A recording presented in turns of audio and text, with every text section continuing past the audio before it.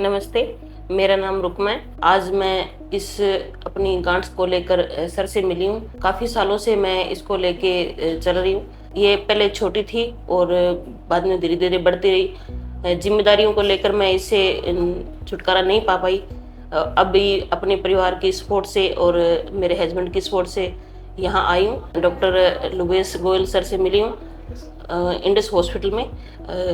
आज मेरा इसका ऑपरेट है। सभी आप प्रार्थना कीजिए कि ये अच्छे से हो जाए। रुकमा ने अपनी स्टोरी बहुत अच्छे से बताई है and very proud of you Rukma.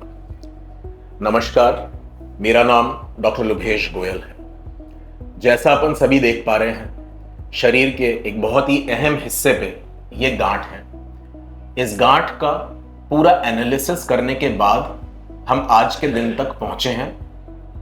इस एनालिसिस में हमने ये देखा है कि थायराइड ग्रंथ जो कि हम सभी में मौजूद है, उनका रुकमा के केस में जो थायराइड ग्रंथ का दायां हिस्सा है और बीच का हिस्सा है, उसने एक बहुत बड़ी गांठ का रूप ले लिया है। जब गांठ धीरे धीरे बढ़ती हुई इस लेवल पे आ चुकी है, हम इसको किसी दवाई से या किसी मरहम से, किसी सिर्फ जांचों से हम इस गांठ को रिलीफ, इस शरीर को रिलीफ नहीं दे पाएंगे। ऐसे केसेस में हमें एक सर्जरी करना जरूरी है जिसमें ये थायराइड का आधा ग्रंथ निकाला जाएगा।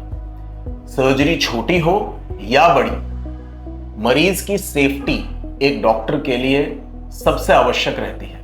मेरी इंडस हॉस्पिटल की एनेस्थीसिया की टीम, आईसीयू की टीम, मेडिकल विशेषज्ञों की टीम, कार्डियोलॉजिस्ट की टीम बहुत अवेलेबल अपने पेशेंट्स के लिए रहती है। Coming back to this patient, ऐसे केसेस में कई बार छुपा हुआ कैंसर भी होता है जो हम बाहरी रूप से सुई की जांचों से नहीं पकड़ पाते हैं। ऐसे केसेस में हमें इस कंप्लीट एरिया को, जो गांठ है, थायराइड के आधे ग्रंथ के साथ भेजना जरूरी है। मुझे ये इनको बताते हुए खुशी है कि इनका आधा ग्रंथ बचा लिया जाएगा। इतनी बड़ी गांठ होने के बावजूद भी इनका बायां ग्रंथ जो है वो नॉर्मल है और इसको बचाना आवश्यक है। जिस उम्र में ये हैं, ये अभी आईवीएफ से इन्होंने अपनी एक डिलीवरी करी है। अभी इनकी छोटी बिटिया जो है वो 14 महीने की है और इनके सामने इनका पूरा जीवन है। रुकमा का ऑपरेशन के बाद का ये तीसरा दिन है और आज रुकमा को हम अस्पताल से उनके घर भेज रहे हैं। रुकमा का एक्सपीरियंस कैसा रहा?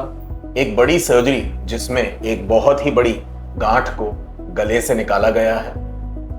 अब हम उनकी जुबानी सुनेंगे। मेरा बहुत ही अच्छा एक्सपीरियंस रहा। पेनलेस था, बिल्कुल भी डर भी नहीं लगा और सब कुछ अच्छा हुआ। आपको रुकमा किसी भी तरह की हमारी तरफ से, मेरी तरफ से, मेरे अस्पताल की तरफ से कोई तकलीफ किसी रूप की? No sir, no sir. Staff बहुत अच्छा था, सर भी बहुत अच्छे थे।